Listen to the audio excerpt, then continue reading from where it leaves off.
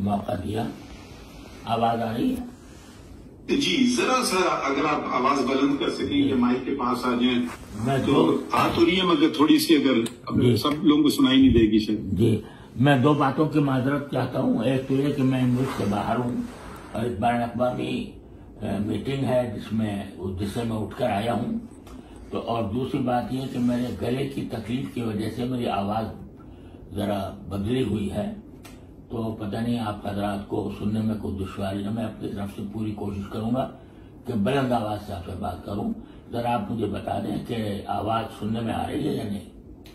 अब बिल्कुल अच्छी तरह से आपकी आवाज आ रही है। जी, बहुत अच्छा। देखिए, इस फैसले के बारे में जो 6 फरवरी का फैसला था और जो नजरसानी केस का फैसला आपके सामने है।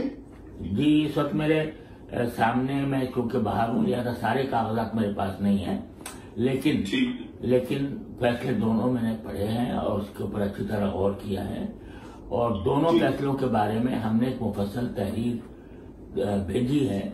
एक तो वो थी जो 6 फरवरी के फैसले से मुताल्लिक थी, वो आप हजरात को पहले ही पहुंच चुकी थी। आपने उसका नजरसानी के फैसले में भी हवाला दिया है। और दूसरी तहरीर जो नजरसानी के फैसले में जो आप हजरात ने फैसला दिया, उसके ऊपर एक मुफस्सल तबसरा वो मैंने और मुफ्ती मुनीबुर रहमान साहब वगैरह ने लिख कर दिया था।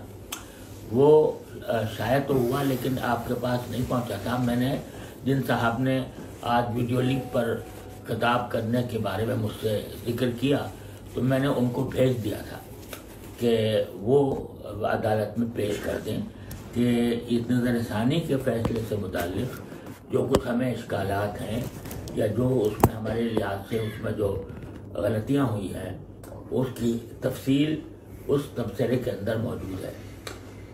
मुझे नहीं मालूम कि वो आप तक पहुंची है या नहीं। वो हम मंगवा लेंगे, मेरे सामने तो नहीं है, मगर आपसे हम अगर सुन लें, क्योंकि कभी कभी पढ़ने में फिर गलती हो जाएगी। बेहतर है कि हम चाह रहे थे क्या डायरेक्टली आपसे सुने, आप सबसे, क्योंकि पहले भी तो हमने मंगवाए थे, फिर हो सकता है हमारी समझ में गलती हो।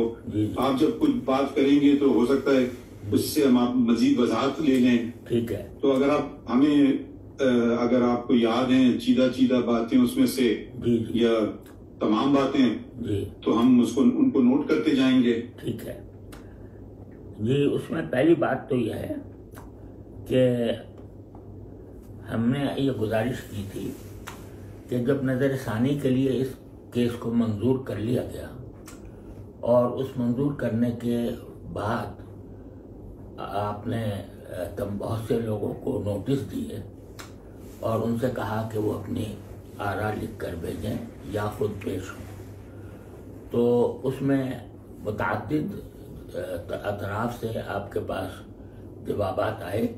उनमें हमारा वो जवाब भी था जिस पर शायद 5 या 7 हजरात के दस्तखत थे।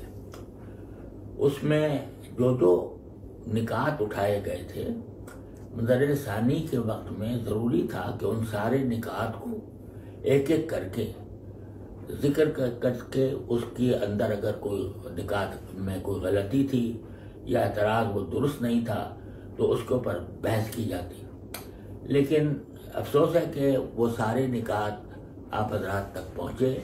आपने उसका बहुत ही सरसरी जिक्र किया और सरसरी जिक्र करके उन बातों का जो दलाइल उसमें दिए गए थे उसका कोई जवाब नहीं दिया। जब किसी शख्स को आप तलब करें और वो अपनी राय पेश करें जो मुकदमे के अहम मसाइल पर मुश्तमिल हो, तो फैसले में ज़रूरी होता है कि उन तमाम निकात को और उन तमाम दलाइल को मुफस्सल ज़ेर बहस लाया जाए और मुफस्सल ज़ेर बहस लाया जाकर उसको बताया जाए कि इसमें जो तबसरा किया जा रहा है वो कैसा सही है या गलत है। मिसाल के तौर पर सारे लोगों ने सिवाय एक के ये आपसे अर्ज किया था कि 6 फरवरी के फैसले में आपने जो आयत करीमा दर्ज की थी, ये तो बहुत अच्छी बात है कि आप फैसलों में कुरान और सुन्नत के हवाले देते हैं, ये हमारे लिए एक अच्छी बात है। لیکن جب قرآن کریم کی آیات کو آؤٹ آف کانٹیکسٹ دیا جاتا ہے تو وہ اللہ بچائے تحریف تک بات پہنچ جاتی ہے. تو اس مقدمے کے تناظر میں جو مبارک ثانی کے کیس میں ہماری بالکل سمجھ سے باہر ہے، اور کوئی بھی آدمی جب اس کو پڑھے گا ان آیات کو اور اس کے بعد آپ کا یہ ریمارک پڑے گا کہ اگر یہ آیات ذہن میں ہوتی اور آئین کی دفعات موجود ہوتی تو یہ مقدمہ درج ہی نہیں ہونا چاہیے تھا. یعنی ایک طرح سے آپ ان آیات کو بنیاد بنا رہے ہیں اس بات کی. نہیں تقی عثمانی صاحب، میں معذرت چاہتا ہوں، آپ برا نہ مانیں. نہیں، میں نے آپ کو بیچ میں آپ کو روکا. اگر ذرا سی وضاحت یوں کر دوں، یقیناً ہمیں بہت سارے وہ ملے کاغذات جن لوگوں کو ہم نے نوٹسز دی، صحیح ہے، اور اگر جتنے نکات ان میں تھے ان سب کو اگر ہم اٹینڈ نہیں کر پائے تو اس میں میری کوتاہی ہے، مگر پھر تو وہ فیصلہ نہیں ہوتا، وہ تو ایک کتاب بن جاتی. اب ہم ایک یہ بھی کہا جاتا ہے کہ جی بہت لمبے ہو جاتے ہیں فیصلے، پتہ نہیں میں صحیح کرتا ہوں یا غلط کرتا ہوں، مگر میں کوشش کرتا ہوں کہ فیصلے اتنے لمبے نہ ہوں کہ کوئی پڑھے نہیں. تو ہم جو سمجھ پائے، یقیناً غلط سمجھے ہوں گے نا، اسی لیے تو آپ یہ درخواست دی گئی ہے سرکار کی طرف سے. جی بالکل. تو وہ اگر اب ہم مزید آگے کی طرف بڑھیں تو بہتر ہوگا اگر آپ بنیاد بنائیں یہ جو فیصلہ ہے 29 مئی والا 2024 کا، کیونکہ اب تو وہ پرانی بات تو ختم ہو گئی، وہ اس میں ضم ہو گئی ہے. تو اس میں جو آپ سمجھتے ہیں نقاص ہیں، غلطیاں ہیں، یا آپ کے اعتراضات ہیں جو آپ لفظ بہتر سمجھنا چاہیں، تو پھر آپ برائے کرم آپ تجاویز دیجئے، ہماری رہنمائی فرمائیے، اور اگر ہمیں سمجھ نہیں آئی بات تو ہم سے سوال پوچھ لیں گے اور پھر کوشش کریں گے کہ بہتری کی طرف چلیں. تو آگے کو دیکھنا چاہیے. اس لیے آپ کی بات بھی بالکل صحیح ہے کہ میرا پتہ نہیں صحیح کرتا ہوں یا غلط کرتا ہوں، ابھی سے نہیں بلکہ چیف جسٹس بلوچستان کے وقت سے بھی میں، جہاں تک میری کم علمی ہے تو میں قرآن شریف اور حدیث مبارکہ اور فقہا کا حوالہ دیتا ہوں فیصلوں میں، کیونکہ ہم آخرکار اسلامی جمہوریہ پاکستان میں رہے. بے شک. اب دوسرے ملک اپنے ملکوں کے حوالے دیتے ہیں، تو ہماری جب تاریخ اتنی زبردست تاریخ ہے تو ہم اپنے حوالے بالکل نہیں دیتے ہیں. ہم اپنے فیصلوں میں امریکہ، برطانیہ، بھائی وہاں بھی کرنا چاہیے، مگر بہت ساری باتیں ہمارے کوشش رہتی ہے. اب کوشش، اب اس میں یقیناً غلطی بھی ہوگی. وہ شخص سب سے بہتر ہے جو کہ کوئی کام نہ کرے، اسے غلطی بھی نہیں ہوگی. میٹرک ایگزام مت ہو تو میٹرک میں فیل ہونے کا چانس ہی نہیں ہے. تو یہ میں کبھی اپنے آپ کو نہیں سمجھتا ہوں کہ میں غلطی سے بالاتر ہوں، اور اسی لیے آپ کو زحمت دی، اور ہم بہت مشکور ہیں کہ آپ کانفرنس اٹینڈ کر رہے ہیں اور اس کو چھوڑ کر کے آئے ہماری رہنمائی کے لیے. تو برائے کرم اگر آپ 29 مئی کے فیصلے میں اگر آپ ہمیں صرف بتا دیں کہ یہ جگہ غلط ہے، یہ پیراگراف غلط ہے، تو ہم اگر سمجھتے ہیں کہ آپ کی بات میں دلائل میں ہم آپ سے اگری کریں. ماشاءاللہ آپ تو ہمارے ساتھ رہ چکے ہیں، ہم تو آپ کی بڑی قدر کرتے ہیں، آپ تو شریعت پہلے کورٹ کے ممبر بھی تھے، اور میں بتا رہا تھا کہ ابھی واپس شریعت پہلے کورٹ فعال ہو چکی ہے. تو اگر ہم وہاں سے آغاز شروع کریں 29 مئی سے، اور آپ ہماری نشاندہی کے ساتھ ساتھ اپنے عذر کے اور ساتھ ساتھ پھر اپنے تجاویز بھی دیتے جائیں تو وہ ہم نوٹ کرتے جائیں گے. آپ برا نہ مانیں، مگر وہ میں معذرت چاہتا ہوں کہ اگر آپ کے سارے نکات جو پہلے کے تھے وہ ہم نے ضم نہیں کیے اپنے فیصلے میں، تو اس کا میں قصوروار ٹھہرا. مگر وہ جیسے میں نے بات کی وہ کتاب بن جاتی، کیونکہ نہ صرف آپ کے تھے مگر بہت سارے اور بھی تھے. نہیں، میں دیکھیے آپ کی مشکلات کو سمجھتا ہوں، میں خود جج رہا ہوں، اور جج کے اوپر کتنا بوجھ ہوتا ہے فیصلوں کے لکھنے کا یہ میں جانتا ہوں، اور اسی لیے خود میں بھی حتی الامکان کوشش یہ کرتا تھا کہ بہت زیادہ تفصیلی فیصلہ نہ ہو تاکہ لوگوں کی سمجھ میں آ سکے. لیکن بعض مسائل ایسے ہوتے ہیں جن میں بہت لمبے لمبے فیصلے بھی لکھنے پڑ جاتے ہیں. جب معاملہ کوئی بہت حساس نوعیت کا ہو تو اس کو بہت لمبے فیصلے بھی لکھنے پڑتے ہیں. اب آپ نے جو نظر ثانی کا فیصلہ لکھا، اس میں جو پہلا حصہ ہے نا، یہ تو بڑا قابل استقبال ہے کہ آپ نے ختم نبوت کے دلائل دیے، لیکن اس کی ضرورت نہیں تھی. یہ ضرورت اس لیے نہیں تھی کہ یہ معاملہ مسلمہ ہے تمام مسلمانوں کے درمیان، آئین کی روح سے بھی، قوانین کی روح سے بھی. اس کے اوپر مزید دلائل کی ضرورت نہیں تھی. جتنا وقت آپ نے اس پر لگایا، اگر آپ ان نکات پر لگاتے تو شاید یہ شکایت پیدا نہ ہوتی. لیکن بہرحال جو ہو گیا سو ہو گیا. لیکن جو اصل ہمارے لیے تشویش کی بات ہے، جس کی وجہ سے میں 6 فروری کے فیصلے کا بھی حوالہ دے رہا ہوں، اور یہ اس کو چھوڑ دیجیے، 29 مئی سے آغاز کیجیے نا، وہ ختم ہو گیا نا. نہیں، وہ 6 فروری گیا، اب اس کا کوئی ریلیونس رہی نہیں. اب اس میں درخواست آئی 29 مئی، وہ اس کی کوئی حیثیت نہیں ہے، قانونی حیثیت نہیں ہے. صحیح ہے. تو اب اگر اس کی کوئی قانونی حیثیت نہیں ہے تو اس طرف جانے کی ہمیں ضرورت بھی نہیں. بس مجھے اس کا خطرہ ہے کہ وہ اپنی جگہ انٹیکٹ رہے وہ فیصلہ. وہ میں واقعی وضاحت کر دوں، جب ریویو ہو جائے گا تو پھر وہ ختم ہو جاتا ہے. ٹھیک ہے. اب ہم اس کو بھول جاتے ہیں. ٹھیک ہے جی مفتی صاحب، جب 6 فروری کا فیصلے پہ نظر ثانی کا فیصلہ آ گیا 29 مئی کو، تو 6 فروری کے فیصلے کا وجود ختم ہو گیا اور ہم نے نگرانی کو تسلیم کر لیا اور 6 فروری کا فیصلہ ختم کر دیا. اب اس وقت جو فیلڈ میں ہیں آپ تو ماشاءاللہ جج بھائی اس بات کو سمجھیں گے. اب فیلڈ میں 29/5/2024 کا حکم ہے. اگر اس پہ کوئی ابہام پیدا ہو رہا ہے جس سے آپ سمجھتے ہیں، میں نے آپ کی ویڈیو دیکھی، آپ نے یوٹیوب پہ ایک ویڈیو بھی کی، پلیز. تو خیر دیکھیے، اب اسی پر ایسے نہیں ہوتا ہے مناسب، یہ اخلاق کی بات نہیں. آپ تشریف رکھیے.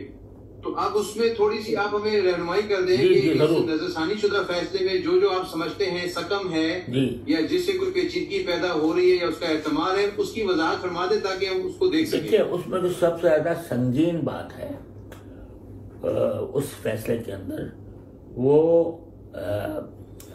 یہ بات ہے، صفحہ وہ پیراگراف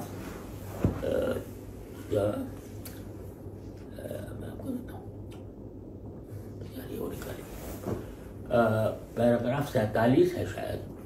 میں 1 سیکنڈ میں آپ کو نکال کے دیتا ہوں. 45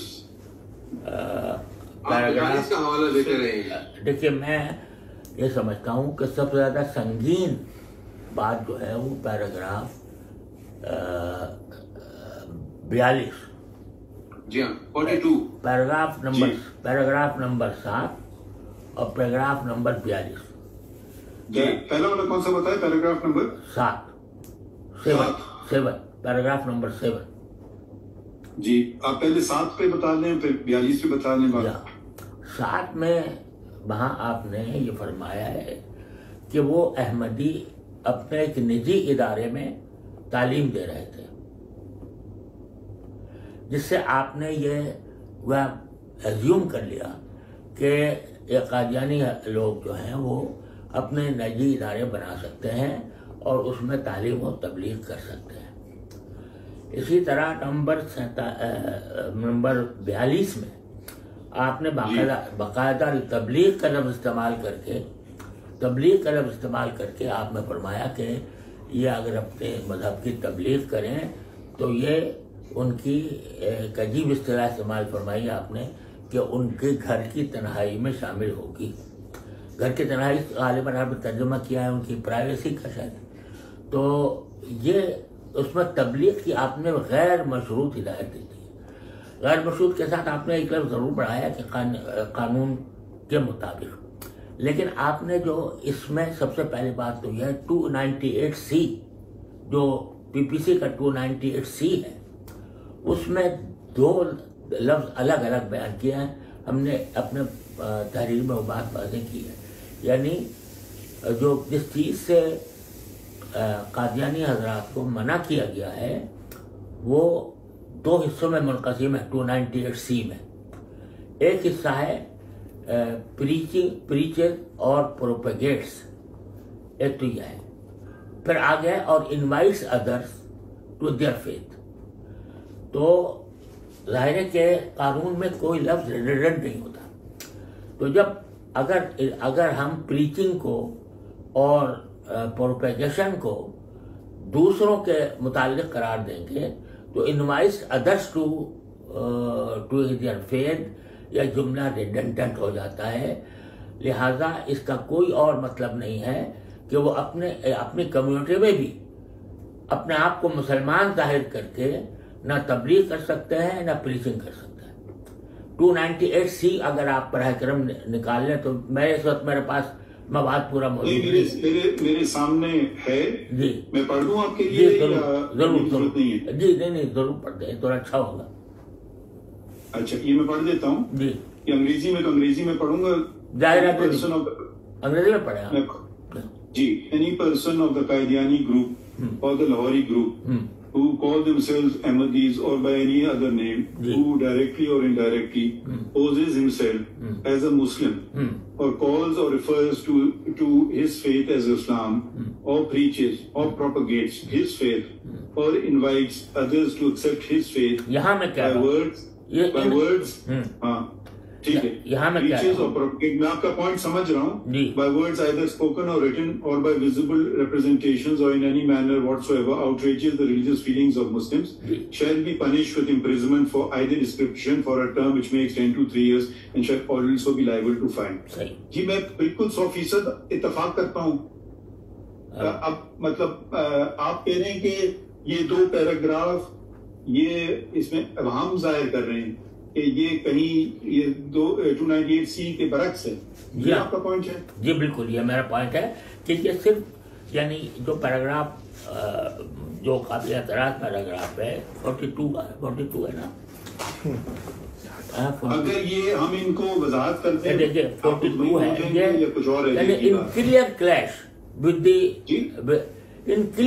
ود لا, یعنی یہ 298C کے بالکل مخالف ہے جو آپ نے پیراگراف 47 لکھا ہے. نہیں آپ کہہ رہے ہیں کہ 2 پیراگراف کو وہ ختم کر دیں یا کلیریفائی کر دیں, کیا آپ فرما رہے ہیں؟ یہ دیکھیے اگر بات کو مختصر کیا جائے تو میری گزارش یہ ہے کہ پیراگراف نمبر 7 یہ پورا حذف کیا جائے. ٹھیک ہے. اچھا پیراگراف 42 اس کو مکمل حذف کیا جائے. اور اس کے جو متعلقات ہیں یعنی بعض جگہ کئی جگہ اس چیز کا حوالہ آیا ہے, وہ اگرچہ یعنی ضمناً آیا ہے لیکن اگر آپ اس کو حذف کر دیں گے تو امید ہے کہ وہ خود بخود ختم ہو جائیں گے. لیکن جو سب سے اہم چیز جو میں چاہتا ہوں آپ کی خدمت میں اس کی تجویز پیش کرتا ہوں وہ یہ ہے جناب. آپ مجھے شرمندہ نہ کریں, ہم آپ کی بڑی قدر کرتے ہیں. نہیں بہت شکریہ. آپ میرے بڑے ہیں, بزرگ ہیں. بہت شکریہ. آپ بالکل بغیر جھجک کے ہمیں بتائیے. جی انسان غلطی کا پتلا ہے اور میں تو صرف بتا دیں کہ یہ آپ نے بڑی اچھی بات کی. یہ 2 پیراگراف ہیں اور اس کے متعلقات جو باتیں آپ کہہ رہے ہیں آٹومیٹکلی ختم ہو جائیں, وہ ختم ہو جائیں. اب میں ذرا سا اور تھوڑا سا آگے بڑھتا ہوں. اور دیکھیے میں یہ چاہتا ہوں کہ جب دیکھیے ایک آپ نے دیکھا کہ یہ مسئلہ کتنا حساس ہے, اس کا اندازہ تو آپ کو ہوا ہوگا. اور ساتھ ہی یہ بات بھی کہ ہمارے ایمان کی ایک بہت بڑا اہم عقیدہ ہے. اور اس کے اوپر آپ نے دیکھا کہ کتنا بڑا فیصلہ آئین پاکستان نے کیا, کس طرح اس کے وہ ترمیم دستور کے اندر کی گئی. تو اس میں ہم جب کوئی مسئلے میں الجھ گئے ہیں کہیں تو ہمیں محض ٹیکنیکلٹیز کی بنیاد پر بات کو بے دلی سے نہیں کرنا چاہیے, بلکہ جب نظر ثانی کریں یا کسی غلطی کی کریکشن کریں تو کھلے دل کے ساتھ کریں. اور اس کے لیے میں کہتا ہوں کہ ان 2 پیراگراف کو حذف کرنے کے بعد ان کے متعلقات خود بخود حذف ہو جائیں گے. میں یہ چاہتا ہوں کہ 49C جو آخری جو آرڈر کے کلمات ہیں نا 49C جو ایک طرح سے آپ نے پورے فیصلے کا جو آرڈر نکالا ہے وہ ذرا برائے کرم اپنے سامنے رکھ لیں. جی جی رکھیے. 49C یا جی میں نے یہ ہاں 49 جی ہوا نا جی. جی فرمائیے. اچھا اسم کو میں نے اس کی جگہ ایک عبارت تجویز کی ہے.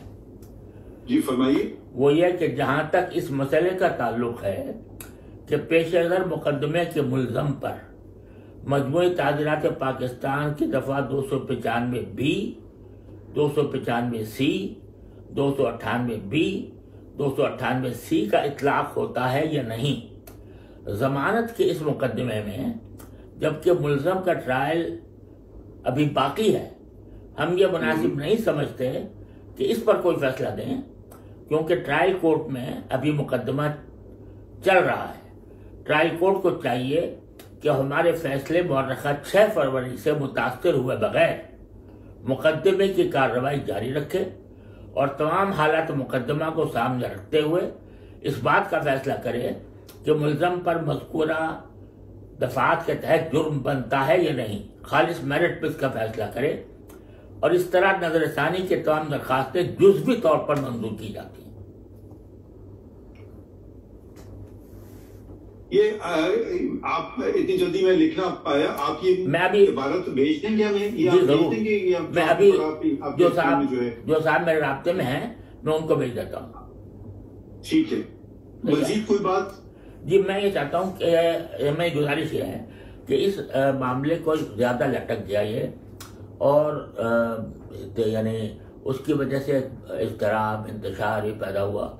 آپ کی بڑی مہربانی ہے کہ آپ نے متعلقہ حضرات کو بلایا، ان کو سنا، اور اس کے بعد آپ نے فیصلہ کیا.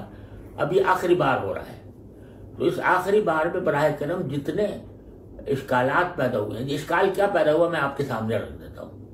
وہ یہ ہے کہ قادیانیوں کو تبلیغ کی اجازت دی گئی ہے جو 298C کے بالکل خلاف ہے.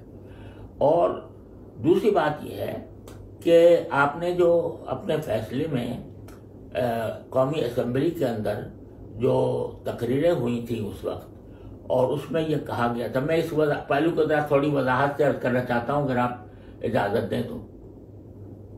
اجازت ہے. اچھا، تو وہ یہ ہے کہ اس اسمبلی کی میں جو تقریریں ہوئی تھیں اس میں یہ ضرور کہا گیا تھا کہ ہم ان کو ایک غیر مسلم اقلیت قرار دے کر غیر مسلم اقلیت کے ان کو حقوق دیں گے. یہ بات جو تھی نا، یہ پاکستان اسلام کی تاریخ کے تمام کیسز کے بالکل برعکس تھی. یعنی آپ نبی کریم صلی اللہ علیہ وسلم کے زمانے سے یہاں میں ذرا آپ کو برا نہ مانیے، کیونکہ پارلیمان میں کیا ہوا اب وہ تو ریکارڈ کا حصہ ہے نا. میں پارلیمان کو تو کوئی حکم نہیں دے سکتا ہوں کہ آپ یہ کریں یا وہ کریں. نہیں میں بالکل نہیں، میں ایسا بالکل نہیں. پارلیمان میں جو کہا گیا وہ غلط ہے. نہیں وہ میرا کام نہیں ہے، ہمارا کام نہیں ہے. نہیں بالکل ٹھیک ہے. میں اور بات کرنا چاہ رہا ہوں، ذرا پوری کر دوں، آپ اس کے بعد پھر میں غلط سمجھا. جی معاف کیجیے. یعنی پوری اسلامی تاریخ میں کوئی ایک مثال بھی ایسی نہیں ملتی کہ کوئی نبوت کا جھوٹا مدعی پیدا ہوا ہو اور اس کے متبعین کی ایک جماعت ہوئی ہو اور اس کو دارالاسلام میں ذمی یا غیر مسلم اقلیت قرار دیا گیا ہو، بلکہ ان کے خلاف باقاعدہ جنگ ہوئی. آپ مجھ سے زیادہ بہتر جانتے ہوں گے، آپ نے تاریخ پڑھی ہے. مسیلمہ کذاب کے ساتھ کیا ہوا، طلحہ ابن خویلد کے ساتھ کیا ہوا، بعد میں جتنے جھوٹے مدعی یعنی نبوت پیدا ہوئے ان کے ساتھ. یہ تقی عثمانی صاحب، آپ کی میں بہت عزت کرتا ہوں، اگر ہم فیصلے پہ رہیں باتیں اس میں یہ نہیں کہہ رہا ہوں کہ اس میں آپ کی سے میں ڈس ایگری کر رہا ہوں، مگر فیصلے میں ہم نے تو ایسی کوئی نہیں، آپ نے جو باتیں کی وہ نشاندہی کی وہ میں نے نوٹ کر لی. اب میں زیادہ اس ڈیبیٹ کو بڑھانا نہیں چاہتا ہوں، کیونکہ اب پارلیمان میں جو کچھ ہوا میرے لیے ایک عدالت میں تنقید کرنا، میں اداروں کی عزت کرتا ہوں. آپ کی جگہ میں تنقید نہیں کر رہا، ہم ایکسپیکٹ کرتے ہیں وہ تھوڑی ہماری بھی عزت کر لیں، ہم ان کی تو پوری کریں گے. نہیں ہم پوری عزت کرتے ہیں، پارلیمنٹ کی بھی عدالت کی بھی. میری بات پوری ہو جائے تو شاید آپ کا اشکال دور ہو جائے. میں کہہ رہا ہوں کہ تاریخ اسلام میں کہیں بھی کسی مدعی نبوت یا اس کے پیروکاروں کو ذمی کی اصطلاح کے طور پر یعنی غیر مسلم اقلیت کے طور پر مانا نہیں گیا، لیکن پاکستان واحد ملک ہے کہ اس میں یہ کہا گیا کہ چونکہ پاکستان یہ جنگ کے ذریعے نہیں حاصل کیا گیا بلکہ جمہوری طریقے پر اور انتخابات کے ذریعے حاصل کیا گیا ہے، لہذا ہم اس غیر مسلم اقلیتوں کے ساتھ بہتر سلوک کرنے کے پابند ہیں اپنے اس معاہدے کے تحت جس کے تحت ہمارا پاکستان بنا تھا۔ لہذا آپ دیکھیں گے کہ شروع سے جب سے قادیانیوں کے خلاف کوئی تحریک مسلمانوں کی شروع ہوئی ہے، چاہے وہ علماء کی طرف سے ہو یا کسی اور طرف سے ہو، اس میں یہ نہیں کہا گیا کہ شریعت کا اصل حکم ان پر نافذ کیا جائے، یہ زندیق ہے، بلکہ یہ کہا گیا کہ ہم ان کو غیر مسلم اقلیت تسلیم کرنے کو تیار ہیں۔ یہ گویا ایک طرح سے رعایت دی گئی قادیانیوں کو کہ اگر وہ اپنے آپ کو غیر مسلم تسلیم کر لیں اور غیر مسلم تو ہم ان کو غیر مسلم اقلیت کے تمام حقوق دینے کے لیے تیار ہیں۔ یہی باتیں پارلیمنٹ میں کہی گئی تھیں اور یہی باتیں بعد میں بھی دہرائی گئی ہیں۔ ہمیں اس پر تنقید نہیں کرنی ہے، ہمیں ان کو ماننا ہے کہ ہم غیر مسلم اقلیت ہم ان کو ماننے کو تیار ہیں، لیکن اس صورت میں جبکہ وہ خود اپنے آپ کو مانے، اگر وہ خود غیر مسلم اقلیت ہو کر اپنا اعتراف کر کے اپنے آپ کو غیر مسلم اقلیت کے طور پر رجسٹر کرائیں اور اس میں کوئی ایسی علامت ایسا نہ رکھیں جس سے لوگوں کو یہ دھوکہ ہو کہ یہ مسلمانوں کی کوئی قسم ہے، تو آج بھی ہمارے پاس پارلیمنٹ کے اندر ان کے لیے اقلیتوں کی سیٹوں میں ایک سیٹ ان کی موجود ہے، میرا خیال ہے آپ ذرا بہتر جانتے ہوں گے، ان میں ایک ہے نا سیٹ احمدیوں کی۔ جی ہوتی تو تھی، میں ابھی چیک کر کے بتاتا ہوں آپ کو، تو ایک سیٹ ان کے موجود ہے۔ اسی طرح سے اقلیتوں کا ایک بورڈ ہوتا ہے، اس کے اندر بھی ان کی سیٹ موجود ہے۔ اب وہ حضرات اپنا جو حق آئینی ہے کہ وہ ان کی ایک سیٹ اسمبلی میں ہے، ایک سیٹ ان کے اقلیتی بورڈ میں ہے، لیکن اس کو حاصل کرنے کے لیے ان کو یہ ماننا پڑے گا کہ جو ترمیم آئین کے اندر ہوئی ہے وہ درست ہوئی ہے اور ہم اس کو مانتے ہیں۔ ہم اپنے آپ کو غیر مسلم اٹارنی جنرل صاحب سے معاونت اس پوائنٹ پہ کر لوں۔ جی آپ فرمائیے کہ prior to the 17th amendment آپ اردو میں فرمائیے جی 17ویں ترمیم سے پہلے تو مخصوص کی گئی تھی اقلیتوں کے لیے ان کے مذہب کی بات کر لیں۔ جی سر، یہ قادیانیوں کی بات کر لیں۔ جی تھی 2002 تک تھی، آخری اسمبلی جو 97 کی تھی اس میں تھی۔ جی احمدیوں کے لیے ایک سیٹ ہوتی تھی، اب یہ ہے 2002 کے بعد سے اب وہ بس غیر مسلموں کے لیے ہے، اس میں یہ نہیں ہے کہ کس اقلیت کی کتنی ہوگی، اب وہ 10 سیٹیں ہیں، وہ کسی کی بھی ہو سکتی ہیں، اب وہ بڑی تفریق نہیں ہے، وہ پہلے تھی اب نہیں ہے۔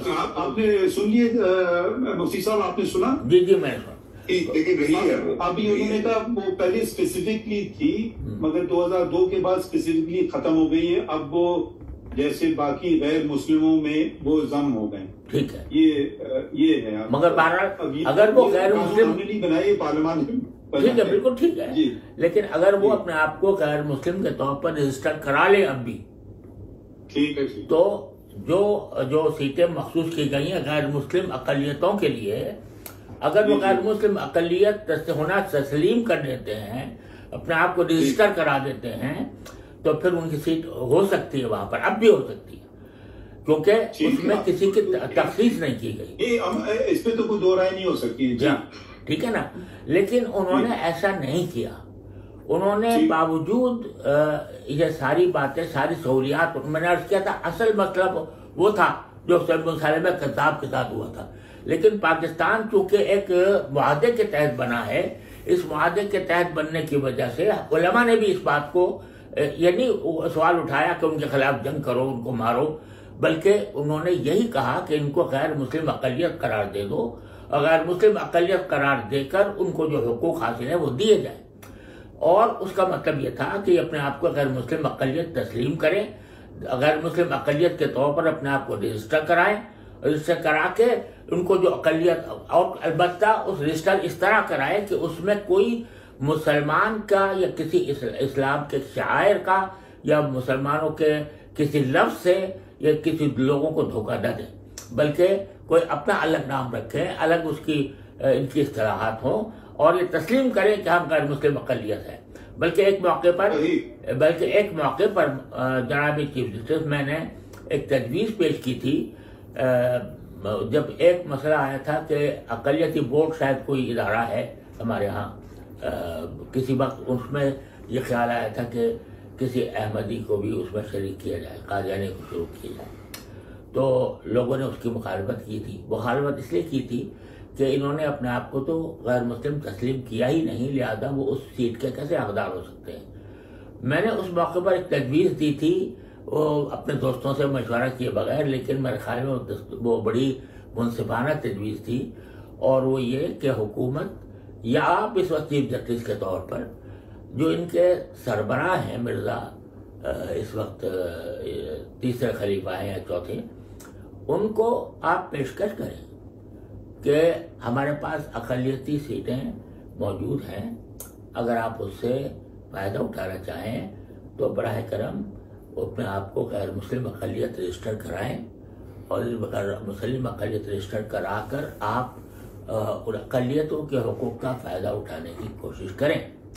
اگر وہ اپنے آپ کو صرف یہاں پاکستان میں نہیں، پورے عالمی بنیاد پر وہ اپنے آپ کو غیر مسلم اقلیت قرار دینے پر راضی ہو جاتے ہیں، تو وہ جتنے سارے حقوق غیر مسلموں کے آئین نے دیے ہیں یا بحث اقلیت ان کو حاصل ہوتے ہیں، وہ سارے حاصل ہوں گے، ہمیں اس پہ کوئی اشکال نہیں ہوگا۔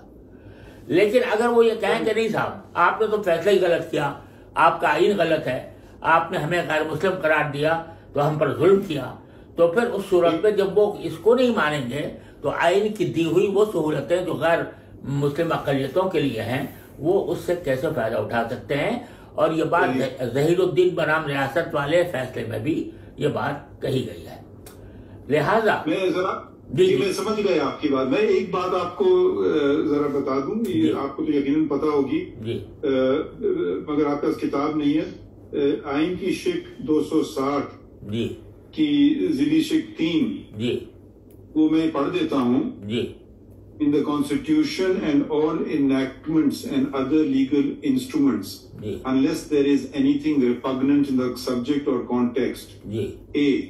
Muslim means a person who believes in the unity and oneness of Almighty Allah, in the absolute and unqualified finality of the prophethood of Muhammad, peace be upon him, the last of the prophets, and does not believe in or recognize as a prophet or religious reformer any person who claimed or claims to be a prophet in any sense of the word or of any description whatsoever after Muhammad, peace be upon him. And B. Non-Muslim means, یہ تو مسلم کی انہیں تعریف کر دی آئین نے، and non-Muslim means a person who is not a Muslim and includes a person belonging to the Christian, Hindu, Sikh, Buddhist or Parsi community, a person of the Qadiani group or the Lahori group who call themselves Ahmadis or by any other name, or a Baha'i, and a person belonging to any of the scheduled caste. تو آئین نے تو اس کی بالکل وضاحت کر دی ہے، اس میں تو کوئی دو ہماری رائے کیا ہے، یہ تو ہم سب پہ ہم پابند ہیں، کیونکہ ہم حالفی اٹھاتے ہیں آئین پہ، تو مطلب یہ تو مجھ پہ بھی یہ بالکل پابند کر دیا ہے سب کو، بالکل صحیح، نہ صرف کہ پوری ریاست کو، بالکل صحیح، شہری رہتے ہیں سب کو پابند کیا ہوا ہے، بالکل بالکل صحیح۔ تو اس کو وہ یہ ابہام کی بات نہیں ہے، کیا ہے نہیں، دیکھیے میں نے پڑھے دو شکیں پڑھی، ہاں اس میں کوئی ابہام نہیں ہے، یہ آئین میں کوئی ابہام نہیں ہے، لیکن اس کی ایپلیکیشن اس معنی میں کہ کون سی غیر مسلم اقلیت کو وہ حقوق حاصل ہوں گے۔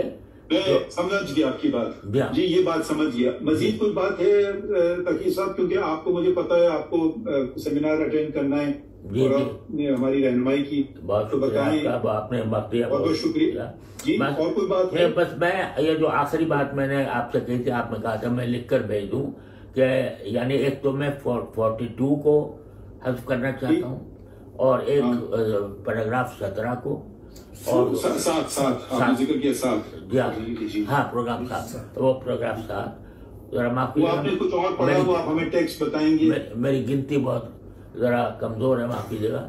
تو پیراگراف 7 اور پیراگراف 42 اس کو تو میں نے حل کیا کہ مکمل حذف کیا جائے.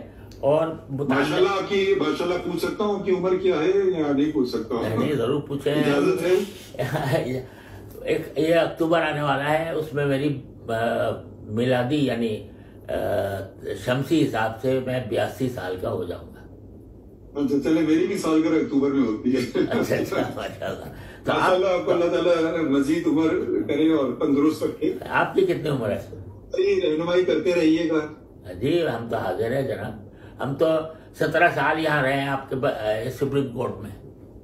اچھا بس ایک ذرا سا اگر میں یہ عدالت کے دروازے میں تو شک کھلا ہی رہتے ہیں. کسی کو کوئی بھی بات ہے, اب دیکھیں درخواست دی ہم نے فوراً لگا دی, کوئی چھپائی نہیں, کوئی دبائی نہیں, فوراً لگا دی. بہت اچھا. پہلے بھی آئی تھی درخواست. اب یہ ضرور آپ کہہ سکتے ہیں کہ فیصلے پر تنقید آپ کا حق ہے, نہ صرف حق ہے بلکہ میرے خیال میں تو آپ رہنمائی کرتے ہیں. مگر اگر عدالت میں آئیں گے یہ غلط ہو گیا ہم دیکھ لیں گے اس میں غلطی ہے نہیں ہے, تو بہت بہت آپ کا شکریہ کہ آپ نے ہماری رہنمائی فرمائی. اگر کوئی اور بات نہیں ہے تو پھر میں دوسرے. نہیں بات کوئی اور نہیں ہے, بات کو اور نہیں ہے.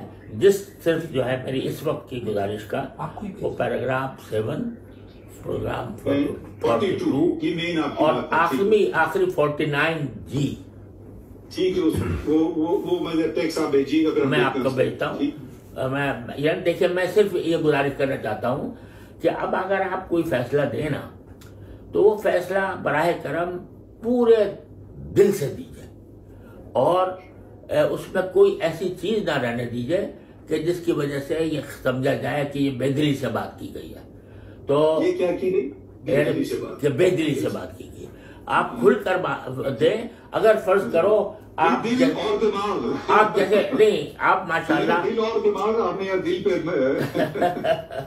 نہیں, میرا مطلب یہ ہے کہ آپ ماشاءاللہ آپ نے خود ظاہر کیا کہ آپ کو اپنی کسی غلطی سے اعتراف کرنے میں کوئی تعامل نہیں ہوتا. یہ اتنی اچھی صفت ہے کہ نہیں, یہ میں تو پھر گناہگار ٹھہرا اگر میں یہ کہوں کہ جی بھائی غلطیاں, یہ تو آپ کا یہ آپ کے بات ہے. تو میں روزانہ یہی آپ سے کہہ رہا ہوں, یہ میری دعا رہتی ہے کہ اللہ تعالیٰ میرے کو اب نہ جاننے طور پہ ہم پتہ نہیں کتنی غلطیاں کر بیٹھتے ہوں. صحیح بات. تو جب آپ یہ خود آپ کا یہ ذہن ہے اور حدیث بھی موجود ہے اس کے اوپر, حضرت فاروق اعظم کے فیصلے موجود ہیں اس بات کے اوپر کہ بھئی اگر اسی لیے پرانے زمانے میں لوگ قاضی بنتے نہیں تھے. کیا کہا گیا کہ وہ یہ تلوار کے دھار کے بیٹھنے کے اوپر بیٹھنے کے برابر ہے. ہاں یہ صحیح ہے بالکل. آپ کو پتا ہے کہ وہ منصور نے کیا کیا. جی صحیح ہے. وہ قاضی بننے کے لیے وہ نہیں بننا چاہ رہے تھے. صحیح بات ہے بالکل صحیح. وہ تو خیر آپ ہم سے بہتر جانتے ہیں وہ سارے واقعے. جی تو کوئی شوق ایسا نہیں تھا. جناب فاضل چیف جسٹس صاحب, آپ سینئر ہیں, میں تو بہت جونیئر آپ سے لحاظ سے جونیئر. آپ ہمارے بزرگ ہیں, میں آپ سے بہت کم عمر ہوں. اچھا علم میں بھی اور عمر میں بھی. تو میں یہ صرف گزارش کر رہا ہوں کہ جب آپ ماشاءاللہ اتنے کھلے دل کے آدمی ہیں کہ ہر غلطی تسلیم کرنے کو تیار ہے, اور یہی بڑے آدمی کی علامت ہوتی ہے کہ بڑی سے بڑی غلطی کو وہ نہیں ہوں, مگر میں غلطی کا پتلا ہوں, اعتراف کرنے میں کوئی. تو لہٰذا اگر میری گزارش جو ہے کہ 49 والی جو آپ کا آخری جو کنکلوڈنگ آرڈر, مجھے وہ ذرا آپ نے لمبی بات کی, مجھے میں ابھی بھیج دیتا ہوں, اس پر آپ ضرور غور فرمائیے گا تو اس سے سارا اضطراب ختم ہو جائے گا.